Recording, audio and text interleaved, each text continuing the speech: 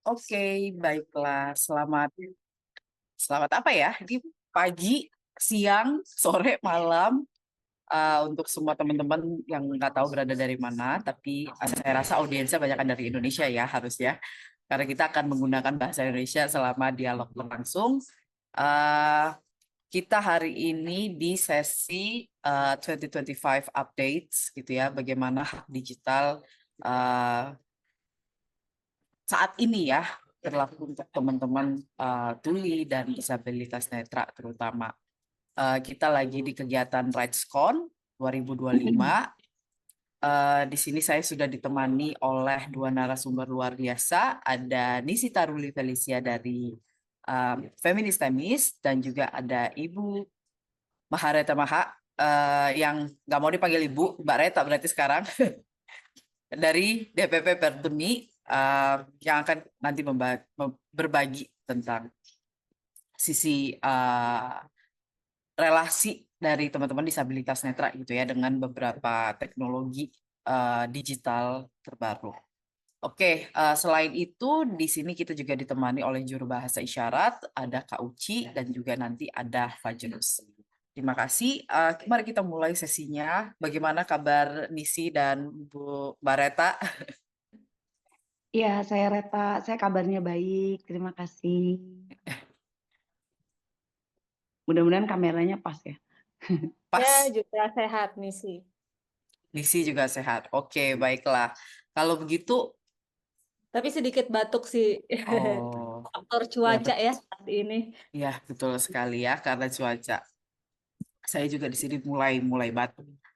Oke, kalau gitu aku mungkin karena waktu kita juga pendek ya, mungkin mau langsung aja nih to the point setelah pembicaraan kita di tahun 2023 tentang hak digital bagi teman-teman disabilitas netra sama teman tuli gitu ya. Gimana nih update-nya untuk tahun 2025? Apakah ada situasi-situasi yang jadi perhatian khusus gitu ya untuk teman-teman tuli maupun disabilitas netra? Mungkin kita bisa mulai dari Nisi.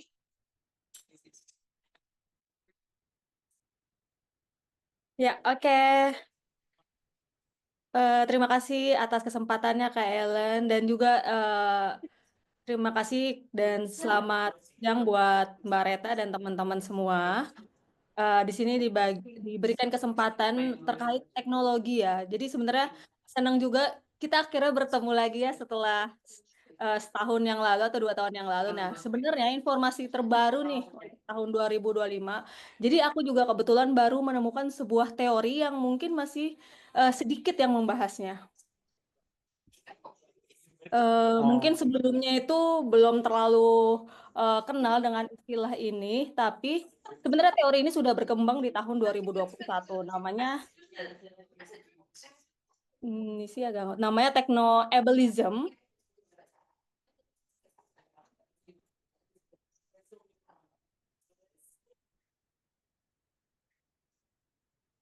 Jadi nama teorinya technoableism. Jadi aku ingat ya terakhir tahun 2023 kita di sini tuh masih berbicara atau mendiskusikan tentang inovasi teknologi terbaru, tapi memang seringkali orang-orang tuli atau komunitas tuli tidak dilibatkan atau tidak diajak untuk berdiskusi. Nah, setelah tahun 2025 ini ternyata ada yang namanya teori atau konsep technoableism yang di mana bayangannya ialah gini. Jadi, kalau misalkan ada sebuah bentuk, atau misalkan seperti contohnya green screen ya, bisa diedit latarnya dan sebagainya. Nah,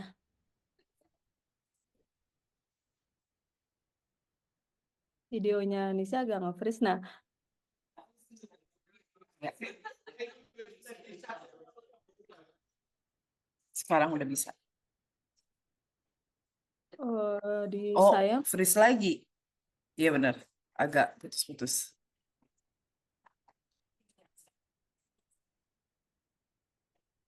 Jadi misalkan contohnya ada pintu otomatis kan ya sekarang. Jadi orang pengguna kursi roda atau wheelchair users ini mereka nggak perlu lagi untuk mendorong pintu atau menarik pintu karena sudah ada banyak pintu otomatis yang mudah dibuka tutup. Kemudian Contohnya lain adalah seperti bahan-bahan yang memang mungkin sudah mulai ramah terhadap disabilitas. Nah, terakhir dari yang pertama hingga terakhir ini teknologi seperti contohnya banyak yang memang pada dasarnya ingin membantu atau mengakomodasi kebutuhan teman-teman disabilitas, namun mungkin ternyata kurang bisa diakomodasi dengan layak atau akomodasi oleh teman-teman tulis. Contohnya seperti sudah ada nih yang namanya sarung tangan yang bisa menerjemahkan ke dalam bahasa tulis. Jadi ketika sarung tangan ini digunakan melalui bahasa isyarat, nah, tapi nanti orang-orang yang tidak paham bahasa isyarat bisa melihat dari bahasa tulis, jadi ada translation-nya kayak gitu. Itu biasanya dibantu dengan artificial intelligence ya AI ini. Namun itu ternyata berdampak kepada orang-orang yang enggan untuk berkomunikasi secara langsung dengan orang-orang tuli karena ya udahlah udah ada translation-nya gitu. Udah ada yang teknologi yang udah otomatis menerjemahkan, jadi nggak perlu lagi untuk berkomunikasi secara langsung. Sama halnya seperti kacamata yang lebih kayak transkrip live. Jadi langsung ketika kita melihat orang tuli ini berisyarat, di dalam kacamata itu sudah ada seperti subtitle-nya gitu, atau mungkin closed caption kayak gitu. Jadi mirip seperti live transcript kayak gitu. Jadi kita ketika menggunakan kacamata, kemudian melihat orang tuli berisyarat, itu sudah ada bahasa teksnya lah, bahasa tulisnya. Namun itu akhirnya mengubah orang-orang jadi enggan untuk belajar bahasa isyarat supaya bisa berkomunikasi langsung dengan teman-teman tuli gitu. Padahal sejatinya kan inklusivitas ini juga tidak hanya melalui fasilitas yang dibentuk atau yang dibuat, namun juga bagaimana caranya kita bisa accommodate melalui bahasa isyarat, melalui komunikasi secara langsung gitu. Teknologi itu memang solutif, tapi seharusnya juga harus tetap berinteraksi ya secara langsung gitu. Dan inovasi itu akan terus bertumbuh. Cuma memang akhirnya berdampak lah dengan adanya teknologi terbaru saat ini, berdampak bahwa secara langsung juga mungkin mendiskriminasikan komunitas tuli kayak gitu. Jadi mungkin seharusnya teknologi-teknologi ini digunakan untuk berkomunikasi, namun mungkin di situasi-situasi yang genting atau misalkan di situasi yang memang tidak seluruh orang tuh tidak paham bahasa isyarat, jadi dia harus menggunakan teknologi tersebut, namun tidak lupa juga harus belajar juga memahami atau berkomunikasi melalui bahasa isyarat. Jadi teori yang tadi istilah atau contoh yang saya sebut itu jadi contohnya dari teori techno-ableism itu. Jadi di mana teknologi ini juga bisa berdampak mendiskriminasikan teman-teman disabilitas gitu. Salah satunya ialah komunitas tuli. Demikian Kak Ellen. Terima kasih. Oke, mungkin sebelum ke Bu Reta nih, aku ada pertanyaan lanjutan sedikit deh buat Nisi. Kenapa penting bagi Nisi untuk teman-teman dengar gitu ya, tetap bisa berbahasa isyarat, alih-alih terpaku gitu ya dengan penggunaan teknologi. Kenapa ya kira-kira?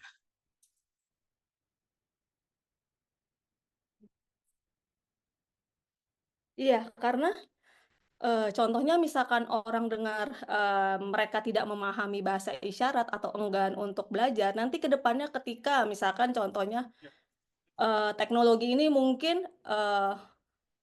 musnah gitu, atau misalkan ada trouble di teknologi tersebut, bagaimana tetap bisa berkomunikasi dengan orang-orang tuli gitu. Karena aksesnya sudah tidak ada nih yang biasa digunakan kayak gitu.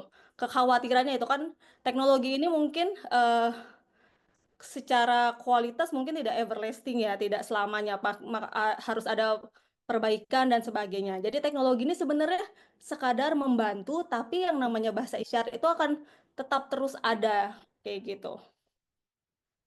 Masalahnya ialah banyak orang seperti para developer ini Mereka selalu berpikir bahwa teknologi ini adalah ini solusi yang jitu nih, yang tepat untuk bisa menggantikan atau bisa mengubah dari kesulitan-kesulitan yang selama ini terjadi, misalkan ketika berhadapan dengan orang-orang disabilitas, salah satunya komunitas tuli, dan bisa menjadikan dalam quote and quote menormalkan situasi yang seharusnya itu tidak seperti itu gitu.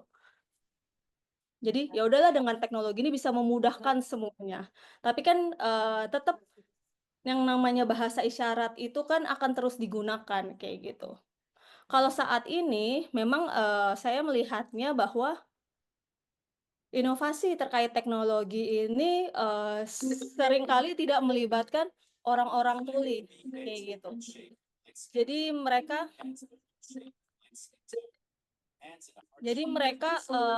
tanpa melibatkan orang tuli akhirnya tidak selalu tepat sasaran sebenarnya. Demikian. Oke, baik.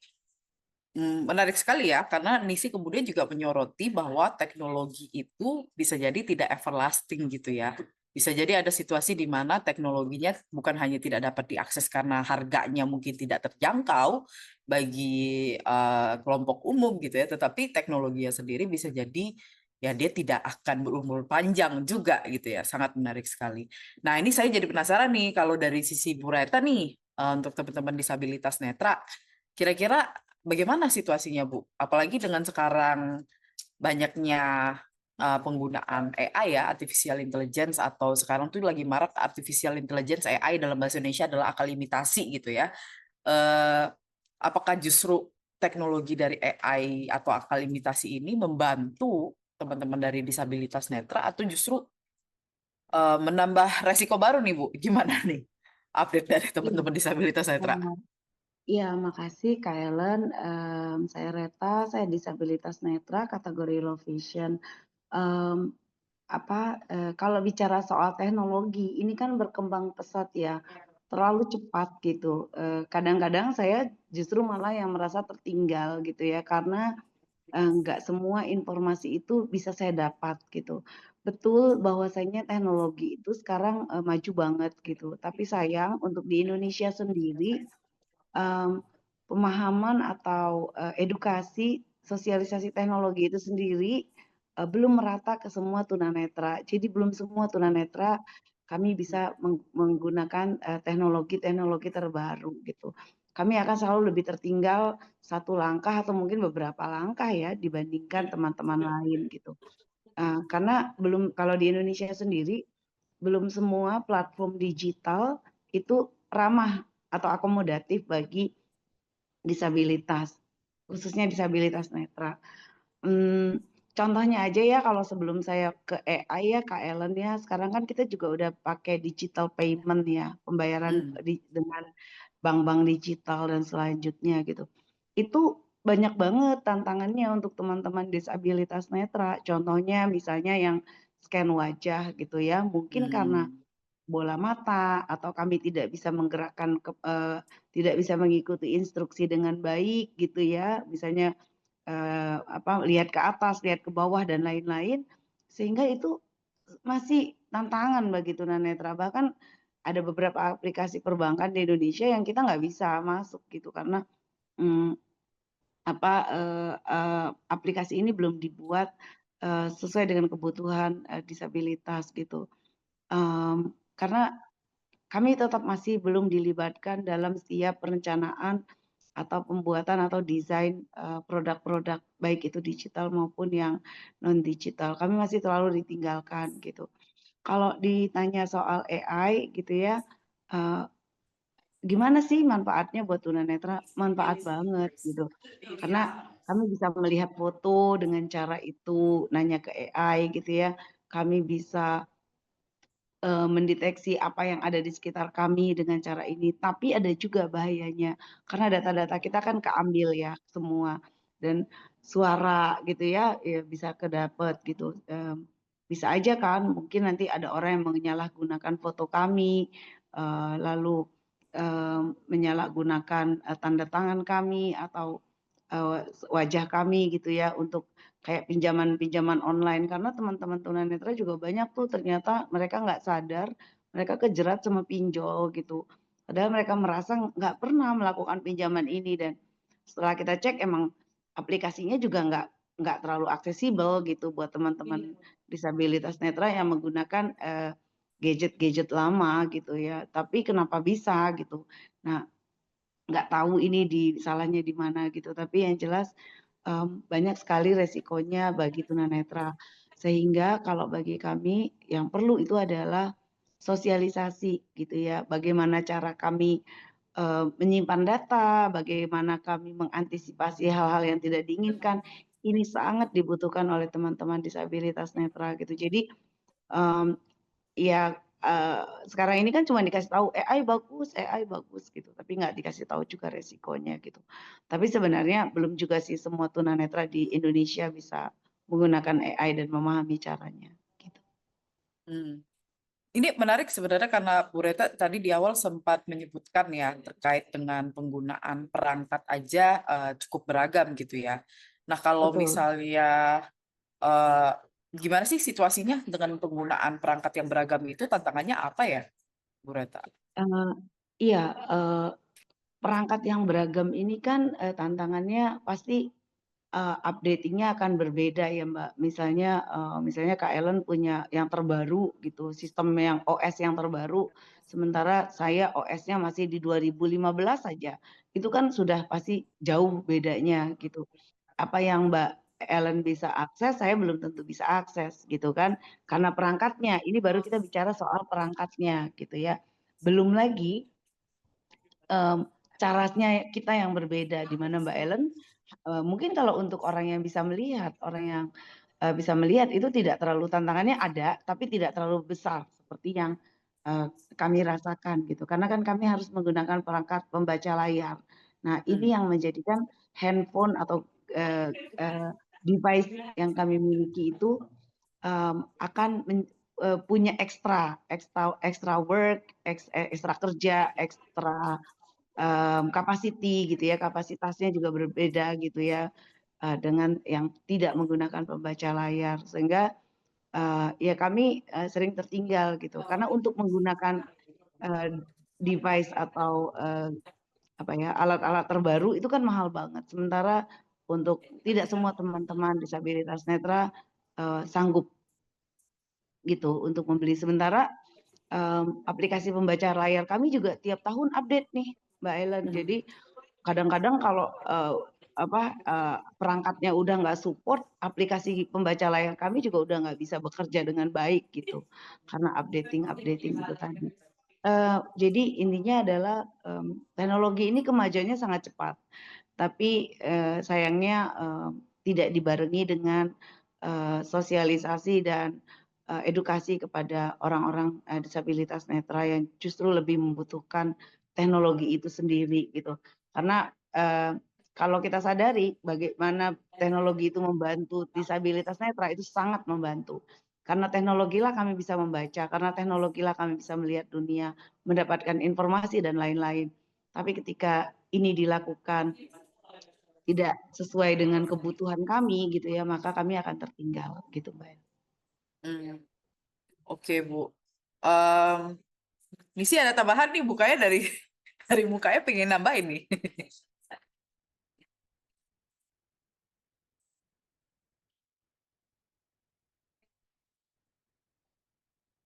Silakan nih sih kalau ada tambahan.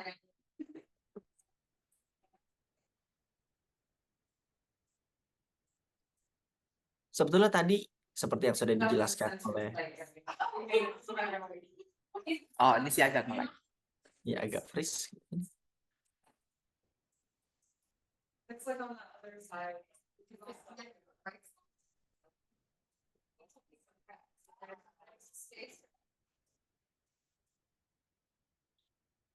Seperti tadi yang sudah dijelaskan oleh Kak Reta, ini sebetulnya sama juga seperti yang tadi sebetulnya sudah saya coba sampaikan. Ya memang kita disabilitas pasti akan merasa tertinggal dengan adanya kecepatan teknologi yang sangat cepat dan sangat maju.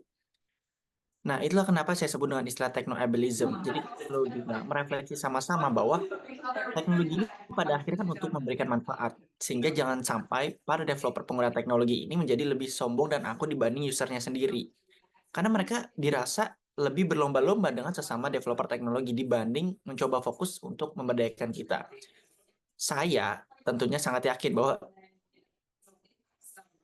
maaf agak freeze lagi.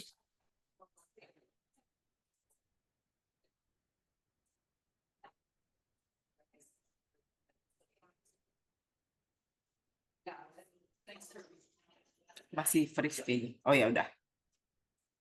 Baik, nah kembali lagi terkait tadi yang teknologi sudah sangat maju ini, Kembali freeze.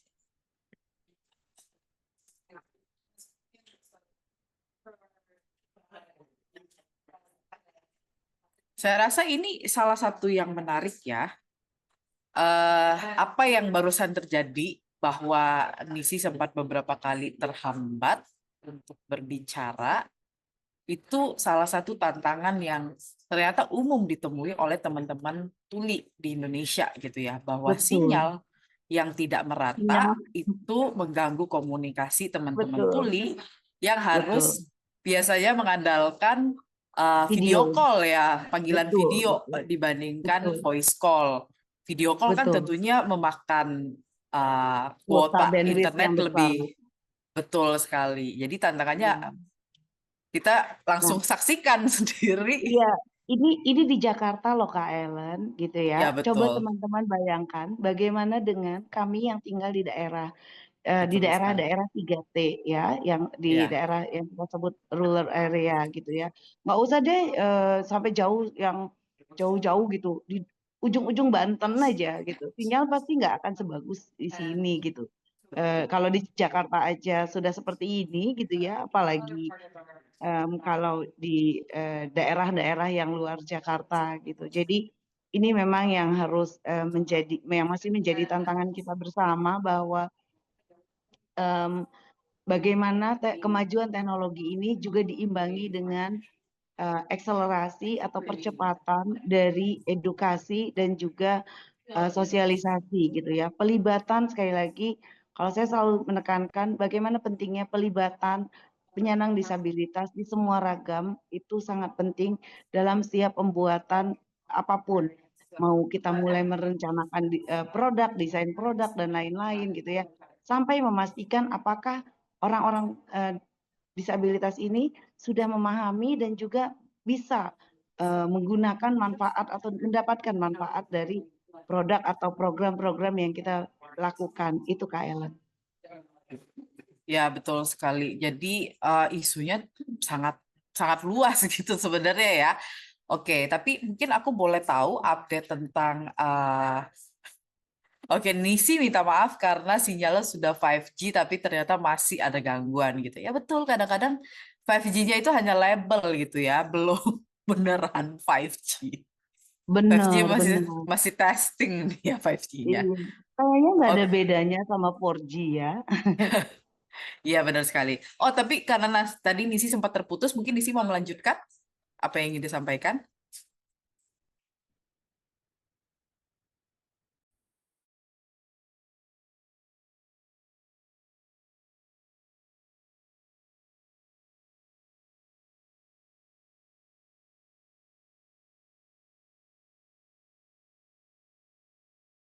Tunggu, tampaknya Fajrus yang sekarang hilang. Wait. Oke, Kak Uci, silakan. Ya, jadi saya lanjutkan lagi ya. Benar ya, mohon maaf sebelumnya ya. Padahal udah sinyalnya udah 5G nih, namun ternyata masih aja ya terkendala tadi sinyalnya juga tiba-tiba tuh putus nyambung, putus nyambung. Padahal lokasinya masih di Jakarta dan juga di daerah pusat ya. Jadi berharap nih yang sekarang bisa lebih lancar lagi videonya. Jadi ya teknologi ini kan sudah maju ya sekarang. Tapi secara sadar atau tidak bahwa kemajuan teknologi, terutama sudah banyak bermunculan teknologi-teknologi yang baru, mungkin tidak terlalu berdampak terhadap disabilitas karena pandangan atau perspektif, terkait para developer untuk melibatkan disabilitas masih sangat kurang. Dan juga perspektif, mungkin sedikit atau cenderung diskriminasi Mengapa? Karena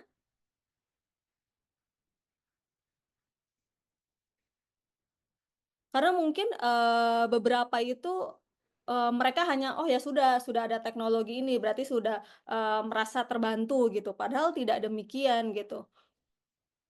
Misalkan contohnya ada yang namanya teknologi robot atau exoskeleton. Jadi teknologi itu mungkin dianggap membantu, tapi sebenarnya kalau untuk teman-teman tuli mungkin itu kami sangat membutuhkan teknologi yang mengubah dari suara menjadi mungkin lebih ada vibrasi untuk bisa mendeteksi bahwa ada eh, kejadian atau situasi darurat gitu. Tapi mungkin emang terkendalanya ialah kalau di situasi Indonesia teknologi-teknologi tersebut mungkin secara finansial atau secara biaya itu sangat mahal. Apalagi di saat-saat seperti ini ya. Saya melihatnya mungkin pemerintah belum ada yang atensinya ke sana karena ada efisiensi anggaran dan sebagainya. Jadi mungkin terkait kayak situasi-situasi darurat atau early warning system kayak gitu, mungkin itu yang paling sulit untuk bisa diakses oleh teman-teman disabilitas, terutama teman-teman tuli kayak gitu. Jadi memang sebenarnya dengan adanya pembaharuan teknologi ini juga karena memang dari awal tidak melibatkan disabilitas, kemudian juga mereka mungkin tidak berpikir bahwa dampak untuk disabilitasnya ini apa, apakah bisa membantu dan sebagainya, itu mungkin atensinya belum ke sana. Seperti apa yang tadi disampaikan oleh Mbak Reta juga ya, bahwa sebenarnya eee, untuk teman-teman disabilitas ini akan masih tertinggal ya, sama dengan situasi yang terjadi yang dialami oleh teman-teman tuli. Jadi mungkin untuk saat ini para developer berlomba-lomba untuk menciptakan atau membuat teknologi yang canggih gitu. Tapi seharusnya kalau misalkan bisa melibatkan disabilitas, perspektif secara inklusivitas itu bisa dapat terbangun gitu. Dengan adanya teknologi ini ternyata bisa eh, dipergunakan juga buat teman-teman disabilitas dan itu bisa diakses secara baik oleh teman-teman disabilitas. Sepertinya demikian. Mohon maaf ini ini juga jadi tantangan ya terkait sinyal internet, tantangan menggunakan teknologi sebenarnya. Padahal, kalau teman-teman tuli ini memang kesehariannya ketika menggunakan teknologi harus secara visual dan yang kedua ialah kendalanya adalah membutuhkan kuota yang besar dan sinyal yang baik. Itu, sangat penting buat kami supaya kami bisa tetap berkomunikasi. Kalau misalkan, hearing people ya, orang-orang dengar ini kan mungkin fokusnya akan dengan audio, dengan suara. Tapi kalau orang-orang tuli ini karena mereka akan terpaku atau berkomunikasinya melalui bahasa isyarat secara visual, jadi, ketika misalkan videonya ini nge-lag atau nge-freeze dan sebagainya, itu adalah tantangan terbesar buat kami, gitu. Dan juga, provider-provider, saat ini kan juga mungkin, belum ada kayak mereka, berlomba-lomba untuk bisa memberikan, harga yang, murah ya, yang affordable gitu. Tapi mungkin secara kualitas saya tidak tahu nih apakah berpengaruh juga, gitu. Jadi sebenarnya, eee, teman-teman tuli juga merasa kesulitan di situ dan juga contoh lainnya ialah penggunaan hearing aid gitu, alat bantu dengar gitu. Mayoritas teman-teman tuli, cenderung menggunakan alat bantu dengar ketika di situasi yang, di jalan atau lagi situasi keramaian. Cuma mungkin kalau misalkan untuk berkomunikasi, itu biasanya mereka cenderung melepas hearing aid itu. Jadi sebenarnya teknologi alat bantu dengar itu tidak selalu membantu komunikasi antara teman-teman tuli. Sekian. Kak Ellen. Oke, baik. Terima kasih Nisi atas tambahannya. Mungkin itu tantangan-tantangan yang sehari-harinya muncul gitu ya dalam penggunaan teknologi digital baik oleh teman tuli maupun dari teman-teman disabilitas netra dengan berbagai range ininya ya spektrum daripada disabilitasnya itu sendiri. Tapi mungkin Pertanyaanku selanjutnya adalah sebenarnya di Indonesia tuh sudah ada kerangka hukum yang addressing uh, isu ini nggak sih, bahwa banyak sekali tantangan-tantangan yang dihadapi oleh teman-teman disabilitas, terutama terkait dengan penggunaan teknologi. Apakah secara kerangka hukum itu ada nih regulasinya, kebijakannya yang secara khusus gitu ya, menyoroti hal-hal tersebut? Siapa dulu mungkin? Bu Reta atau Nisi dulu? Aku boleh. Boleh, Bu Reta, Setahu silakan. aku kalau secara khusus untuk yang mengakomodir kebutuhan tantangan-tantangan tadi bagi disabilitas kayaknya belum ada ya Kak Ellen. Tapi yang aku tahu, tapi aku nggak terlalu paham sih. Tapi yang aku tahu adalah baru ada itu misalnya menjamin agar semua informasi itu dapat mudah diakses oleh semua orang, termasuk penyandang disabilitas. Tahu aku adanya itu aja. Nah, ini pun aja untuk masih diakses oleh semua orang termasuk disabilitas, ini pun masih belum terpenuhi dengan baik gitu. Karena masih banyak produk-produk yang dibuat produk Indonesia khususnya itu yang tidak akomodatif terhadap penyandang disabilitas. Yang tadi seperti aku contohin misalnya ada bank digital yang mungkin dia nggak mau tuh ngedetect wajah teman tunanetra ada kesulitan sehingga netra harus datang ke bank dan harus melakukan pendaftaran buka rekening secara manual. Itu contoh kecil gitu. Dan masih banyak lagi ya, masih banyak juga website-website pemerintah yang tidak dapat diakses oleh pembaca layarnya tunanetra gitu.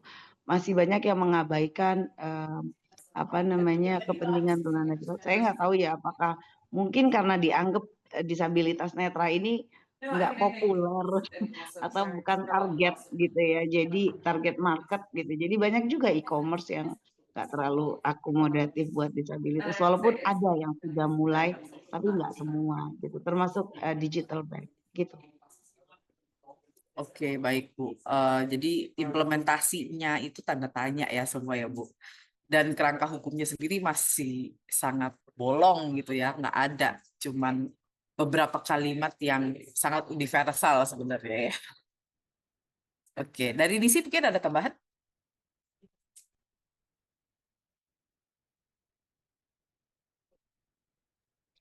Ya baik, jika kita diskusi tentang teknologi terkait perlindungan hukum, lalu bagaimana hubungannya dengan disabilitas, saya pikir memang kita perlu melihat dan saya juga merasa memang belum jelas. Jadi kita bisa melihat dari berbagai kasus saja yang ada. Contohnya terkait pinjol. Nah, ini kasus yang saya rasa paling banyak dan banyak di antara mereka tidak sadar, khususnya penggunaan data. KTP ini ketika digunakan secara online ini sangat mudah sekali. Kita mudah mengirimkan ke orang lain, kita mudah menyebarkannya, kita mudah menggunakan dalam sebuah bentuk verifikasi. Apalagi kita sangat polos sekali dalam penggunaan data pribadi. Sehingga perlu panduan yang lebih inklusif terkait safety dalam dunia digital tadi. Itu yang pertama. Dan kalau kita berdiskusi soal undang-undang terkait masalah hukum, di Undang-Undang Nomor 8 tahun 2016 itu memang ada beberapa kata yang sifatnya teknologi, tapi saya rasa belum ada yang berkaitan dengan perlindungan, khususnya bagi disabilitas. Apalagi sudah hampir 10 tahun nih, ini undang-undang kita sebentar lagi mau merayakan 10 tahun, tapi kita harusnya merefleksi diri juga. Apakah ada pembahasan lanjutan? Ketika udah mau 10 tahun ini, apakah ada peraturan turunan dari Undang-Undang Nomor 8 tahun 2016 tersebut yang betul-betul mengakomodir kebutuhan teknologi? Saya rasa pembahasan ini belum ada. Dan sampai saat ini, dari undang-undang tersebut dengan peraturan beserta turunannya, yang berkaitan dengan teknologi, saya rasa masih sangat tertinggal sekali. Sehingga ketika kita berdiskusi soal akses, berdiskusi soal edukasi, berdiskusi soal tentang fasilitas yang menyediakan akses yang inklusif, saya rasa soal teknologi ini, kita juga perlu memperhatikan keamanan digital. Dan soal keamanan digital belum pernah dibahas sama sekali, saya rasa. Mungkin Ibu Reta pernah menyampaikan waktu itu. Terkait keamanan digital ini, Tuli ini memang banyak sekali yang saya rasa mendapatkan dan juga berhadapan dengan kasus. Nah, ini juga harus diingat, karena ketika mereka berhadapan kasus, itu juga menjadi sebuah hal kesulitan yang berbeda lagi. Maka perlu kembali lagi, ketika kita melihat Tuli ini banyak sekali yang belum sadar. Anggaplah kita sudah melakukan edukasi ya, kemudian kita menyebarluaskannya, tapi ada tantangan lagi soal pemerataan edukasinya. Ditambah soal tadi, kita sendiri merasakan soal internet yang sangat terbatas aksesnya. tantangan selanjutnya, perlindungan hukum tadi. Ketika tidak ada perlindungan hukum, sangat sulit juga. Maka saya berharap memang perlu ada pembahasan lanjutan dan juga refleksi terkait Undang-Undang Nomor 8 Tahun 2016 ini, khususnya tentang kemajuan teknologi. Dan saya sangat benar-benar berharap sekali bahwa saya menantikan adanya pembahasan tersebut. Oke, baik. Mungkin Ibu Reta bisa jadi salah satu inisiator nih, atau ada tambahan jawaban terkait Undang-Undang Nomor 8 Tahun 2016 tentang teknologi ini, bagaimana sudah mau 10 tahun. Ayo Bu, sekarang evaluasi gitu Bu. Gimana Bu? Aduh, berat nih kayaknya. Berat banget. Iya, kalau yang saya tahu di Undang-Undang Nomor 8 itu adanya akses informasi aja sih, belum terlalu membahas teknologi. Tapi memang Indonesia sudah punya Undang-Undang ITE yang gitu-gitu ya. Itu juga belum, setahu saya belum menyinggung soal disabilitas gitu. Tapi saya belum terlalu paham sih. Cuman memang kami pernah diundang beberapa kali untuk soal keamanan digital, tapi itu hanya dilakukan formalitas gitu ya. Sekali kalau nggak salah ya dulu, tapi udah lama banget gitu. Dan apa namanya, ini hanya kayak mengajarkan saja gitu. Dan yang ngajarin juga bukan orang-orang dengan disabilitas tersebut gitu. Misalnya yang ngajarin tunanetra bukan tunanetra. Jadi mungkin ngajarinnya teman-teman yang lain merasa nggak paham gitu. Apa sih yang diajarin gitu kan? Karena nggak terlalu mengajarkannya kurang aksesibel gitu ya buat tunanetra gitu. Memang ada beberapa lembaga CSO yang mengajak teman-teman tunanetra untuk lebih berhati-hati lagi dengan data, dengan apa namanya, kekerasan berbasiskan online gitu ya. Tapi ini sangat jarang gitu, dan jumlah pesertanya juga terbatas. Sehingga ini yang membuat kami masih sangat-sangat tertinggal. Nah, untuk pembahasan peraturan sendiri tentang teknologi, setahu saya memang disabilitas belum pernah terlibat secara langsung. Oke, jadi masih banyak sekali PR ya. Untuk literasi digital aja, belum kita ngomongin literasi keamanan digital gitu ya. Itu sendiri masih punya banyak tantangan, banyak PR. Tetapi semuanya harus dialami gitu ya. Maksudnya kan tidak resikonya kan tidak berhenti kalau tidak ada yang ngajarin juga gitu ya. Betul. Oke, baik. Iya, Dan ternyata walaupun nggak diajarin kan teman-teman juga tetap menggunakan teknologi itu kan, betul sekali. Mbak Ellen. Betul. Sementara kita nggak tahu resikonya, ibaratnya gitu. Betul. Dan ternyata dari untuk pembelajaran sendiri pun metode-metode yang perlu digunakan itu lebih baik tidak terlalu able tendency gitu ya, tidak hanya cenderung untuk teman-teman yang able body aja gitu ya, dengan tubuh yang non disabilitas gitu ya. Betul. Oke. Dari di sini ada